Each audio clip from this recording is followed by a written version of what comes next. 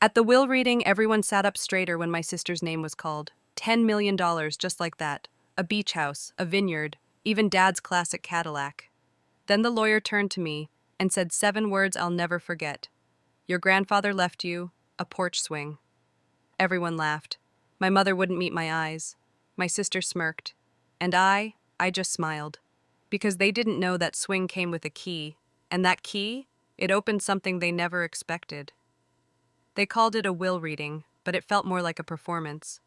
Nathan sat front and center, arms draped casually over the leather chair, looking every bit like the favored son he'd always been. I was off to the side, as usual, near the window, where the light could hide how uncomfortable I was. The lawyer cleared his throat, then unfolded the documents with the ceremony of a man who knew this moment mattered. To Nathan Hayes, he read, I leave the sum of $7.5 million in liquid assets, along with the primary residence and all associated holdings. There were polite gasps. A few people even clapped. Then silence. No mention of me. I stared at my hands, at the small scar near my knuckle from when Grandpa helped me build a bee trap in the 6th grade. I could still smell the pine wood glue and citrus cleaner from his garage. My mother turned and gave me the kind of smile you reserve for someone you pity. You're strong, Charlotte. You'll figure it out. Like I'd just been denied an inheritance, not erased entirely. I said nothing. Because what do you say when your own family writes you out of the story? And then, a voice cut through the tension. There's one more document, Mr. Lowell, Grandpa's personal attorney said. His voice was quieter, older, but unmistakably firm. Everyone turned. He held up a yellowed envelope. This was written by Mr. Ernest Hayes, to be opened only in the presence of Charlotte. Nathan shifted in his seat. My father sat straighter. My mother froze. Mr. Lowell looked directly at me. Would you like me to continue? I nodded. Because whatever Grandpa left me, if he left anything at all, I needed to hear it. Not for the money, not for revenge, but because I needed to know I hadn't imagined it. The way he looked at me like I was made of stars, not shortcomings. The way he always made space for my questions, even when they were messy and inconvenient. Mr. Lowell placed the envelope on the table. I suggest this be read privately, my father said. No, I said, for the first time all day. He wanted it read in front of all of you. Let's honor that. My voice didn't shake, but my hands did. The room was silent. Mr. Lowell opened the flap and began reading the letter aloud. And in that moment I knew this wasn't just paper, it was a spark. One that would burn through every well-rehearsed lie and every door they'd closed in my face. And it would lead me to the one place they never thought I'd belong. Home. I hadn't been back to the farmhouse in almost 2 years. The gravel road curved like a question mark, lined with cottonwoods still bare from the lingering Midwest winter. I remembered that road like muscle memory. How Grandpa used to take it slow just so we could spot wild turkeys. I remember him saying, if you rush, you miss the miracles. The house looked the same, weather-worn and proud, white paint chipped, porch light still flickering, the same wind chimes Grandpa made from old wrenches swaying against the breeze. But the moment I stepped out of the car, I felt it. It didn't feel like mine anymore. The door creaked open before I could knock. Grandma Evelyn stood there, her silver hair pinned back in its usual tight twist, apron dusted with flour like always, but her eyes weren't soft. So, she said, voice cool, you finally came back. I swallowed. I didn't know he was sick, Grandma, I swear. Her jaw clenched. She stepped aside. Come in. The scent of cinnamon and old books wrapped around me like a memory, but the warmth wasn't there. She led me into the kitchen. Same checkered tablecloth, same mismatched mugs, but something in the air had shifted. Thicker, heavier. They told me you didn't want to come, she said, setting down a teacup without looking at me. That you had moved on, changed your number, didn't want the past following you. I froze. That's not true. I never changed it. I left messages. Nathan said... She looked up sharply. Nathan said no one was home. I was home, Charlotte, every day. Her voice cracked just slightly, enough to make my chest cave in. She disappeared for a moment and returned with a worn-out notepad. He wrote your number here, called it almost every night near the end, but it just rang. I looked down. The number wasn't mine. Not even close. They gave him the wrong number, I whispered, on purpose. Silence. A silence so loud it hurt. The funeral was at 9, she said. They told you noon, didn't they? I nodded. I hadn't said it out loud to anyone, not even myself. But that day, I had arrived at the church to an empty parking lot. I sat in the car wondering if I'd misunderstood, if it was a different church, if maybe they just forgot to tell me at all. Tears burned, but I didn't let them fall. I would never have missed his funeral, I whispered. Grandma finally looked at me. This time her eyes were wet. I know, I do now. We sat in silence, the kind that isn't empty, just full of everything too heavy to say. Then she stood. I'm calling them, she said. The family, and Mr. Lowell. There's something your grandfather wanted read, with everyone present. We do this his way, no more hiding. I stared at her, still reeling from the truth, still trying to steady my hands. Okay, I said softly, let's do it his way. And for the first time in a very long time, I felt the floor beneath me steady again. Grandpa's rocking chair had always been the heart of the farmhouse. Not the hearth, not the kitchen table. No, it was that creaky, hand-carved seat nestled next to the east window. From there, he would sip his coffee at sunrise, boots propped on the windowsill, watching deer wander through the fog. When I returned, it was still there, still facing the same window, still waiting. No one in the family had touched it, not even to move it out of the way during estate cleaning. In fact, someone had thrown a sheet over it, but the chair looked oddly undisturbed, like it was holding space for someone. I sat in it. The wood groaned beneath my weight like it remembered me. From here, I could see the entire backfield where Grandpa taught me how to steer a tractor. I could see the edge of the creek where I caught my first fish. I could almost hear his whistle as he brought in the laundry line.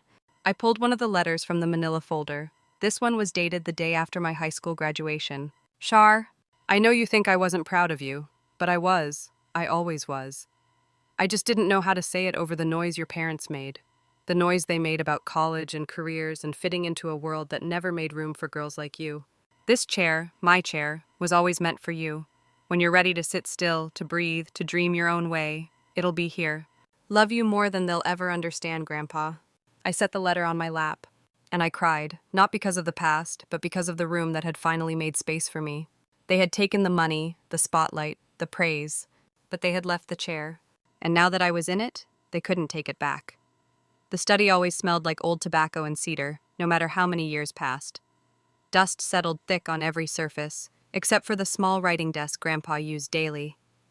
The light still spilled in through the narrow window at just the right angle to illuminate the one thing he'd never locked away, his ledgers. He used to say, "Truth is loudest in ink," and I never understood what he meant, until now. I opened the first worn notebook, its spine cracked, soft with years of use. Page after page, he had recorded everything: crop yields, weather changes, livestock health, dates of local auctions. But in the margins, something else bloomed, notes written to me. Charlotte spotted the broken fence post near East Pasture. Good eye. Char says we should plant wildflowers near the bees. Might bring them joy. She's not afraid of hard work. That'll save her one day. It wasn't just a ledger, it was a testimony. To my presence. To my worth. To a truth my parents had refused to see, but that Grandpa had been writing into history all along. Tears blurred my vision as I flipped through more. I found receipts for college applications, ones I never knew he helped submit. Bank transfers made in my name, donations to scholarships honoring my volunteer work. And then, tucked into the back cover, a faded photograph. Me, age 10, sitting beside him with grease on my face, holding a wrench twice my size. On the back he had written, "She'll build more than engines one day. She'll rebuild her name." I sat back in the chair, the ledger still open on my lap. It was then that I realized this wasn't about money. It was about remembrance, about reclaiming what was mine all along. They gave Nathan the empire, but Grandpa gave me the foundation. Not in gold, but in ink, sweat, and belief. The kind that can't be edited out of a will. The kind that lives louder than silence ever could. It was almost hidden in plain sight. Tucked just beneath the old hearthstone bench, behind a stack of firewood too dusty to have been touched in years, was a cedar box. About the size of a shoebox, with brass hinges dulled from time. It had no lock, no label, just a small engraving on the lid. Keep warm. I stared at it for a long moment. It wasn't something I remembered seeing before, not in all the summers and holidays spent in this farmhouse. But somehow it didn't surprise me that it was there. Grandpa had always been a man of symbols. When I opened it, the first thing I noticed was the smell. Cedarwood and lavender, faint but still clinging to the years. Inside were two things: a folded knitted quilt square and a small leather-bound notebook. I ran my fingers over the yarn, deep blue with gold threading, the same colors as the afghan that used to hang over Grandpa's recliner. The pattern matched perfectly. This was a missing piece. Underneath the square, the notebook was worn soft by time. I opened it. The first page read, "For Charlotte, if the chair still rocks." I smiled. It did. What followed were notes, thoughts Grandpa had jotted down over years of sitting by that fireplace. Stories, quotes, even bits of overheard conversations I remembered from childhood. "She's not like the others. That girl's got roots that twist and reach. She'll grow somewhere wild, not where we plant her. Sometimes silence is the bravest thing a person can carry." Give her space and she'll build stars from it. Every page was laced with care, but about halfway through the book, the tone changed. I regret letting them dim her light. I thought I was doing the right thing, keeping peace in the family, but peace without truth is just quiet war. I closed the notebook. The fire crackled beside me, and I suddenly felt the heat in a way I hadn't in years. Not just from the flame, but from the realization that I had been seen, fully, clearly, and unapologetically, by the one person who had no reason to lie to me. I sat in the quiet for a long while, just listening to the sounds of the farmhouse breathe. Then I added the square back to the box, closed the lid gently, and placed it on the mantel. A reminder that even in a house where I was once made to feel small, there had always been someone quietly building a space just for me. And now, piece by piece, I was beginning to claim it. It creaked under my feet like it always did, like it knew the rhythm of my steps, even after all this time. The front porch of the farmhouse was nothing fancy, just slats of wood painted white once upon a time, now weathered to a soft gray. But to me, it had always felt like a threshold between two worlds, inside the hush of expectation, outside the truth of who I really was. I sat down on the swing, its chains squealing in protest before settling into their familiar rhythm. The wind rolled in gently from the fields, carrying with it the scent of dry hay, distant honeysuckle, and the faintest trace of wood smoke. It was the kind of quiet that spoke, if you let it. I pulled the quilt square from the cedar box and laid it in my lap, running my thumb over the golden thread again.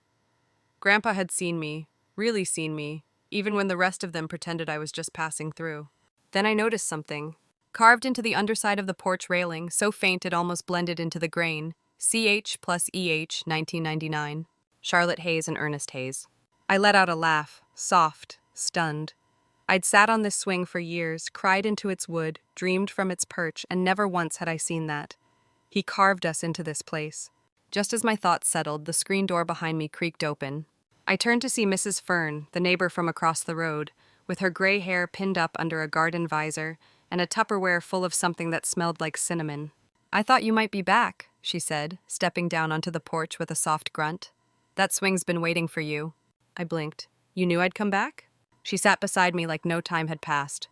"Ernest told me, said one day she'll come back to this porch with questions in her eyes and answers in her bones." We sat in silence a beat. Then she handed me the Tupperware. "Apple crisp? Still your favorite?" I nodded, suddenly 13 again, barefoot on this same porch, balancing a paper plate on my knees. She reached into her pocket and pulled out a small key. "He left this with me, said it's not for the front door, it's for the attic." My heart thumped. "I didn't ask what was up there," she said, "didn't need to." The key felt warm in my hand, like it had been waiting too. I looked out across the fields, golden, quiet, wide. The same land that had once felt too small for me now stretched like a promise. The porch groaned again as I stood. And for the first time I realized something. I wasn't just visiting this place anymore. I was reclaiming it. One breath, one board, one memory at a time. The stairs creaked louder than I remembered. Each step up to the attic felt like a heartbeat, slow, heavy, deliberate. Dust danced in the slant of sunlight through the hallway window, and the key Mrs. Fern had given me felt cool in my palm. My fingers brushed the old brass knob at the top of the landing. I hesitated. Then I turned the key. The attic door opened with a soft groan. Warm air rushed out, thick with the scent of old paper, cedar, and something sweet, like dried roses. I stepped inside. It wasn't a cluttered mess like I'd expected. No piles of forgotten holiday decorations or broken furniture. Everything was arranged with care, deliberate. There were boxes, yes, but they were labeled, tied neatly with twine. Shelves lined the walls, filled with binders and journals. A single chair sat beneath the dormer window, facing out toward the west pasture. And there, on the desk beside it, was an envelope. My name in Grandpa's looping script, Charlotte. My breath caught. I sat in the chair. The cushion gave under me the same way his recliner once had, and for a moment I could almost hear the low murmur of his voice. I opened the letter. "Dear Charlotte, if you're reading this, then the silence finally cracked. I hope it wasn't too late. I tried to do right by everyone, but in trying to please all sides, I failed the one person who never asked for anything but truth. You.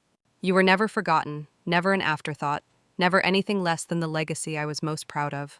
This house, this land, it isn't just history, it's possibility. I built spaces for everyone else's expectations, but this attic, this is yours. Every page, every note, every blueprint, every idea I couldn't voice aloud, they're here. I knew they wouldn't see your worth, Charlotte, but I did. And if you choose to stay, I hope you'll build something wild and free, like you were always meant to. I sat back in the chair, heart thudding, eyes stinging.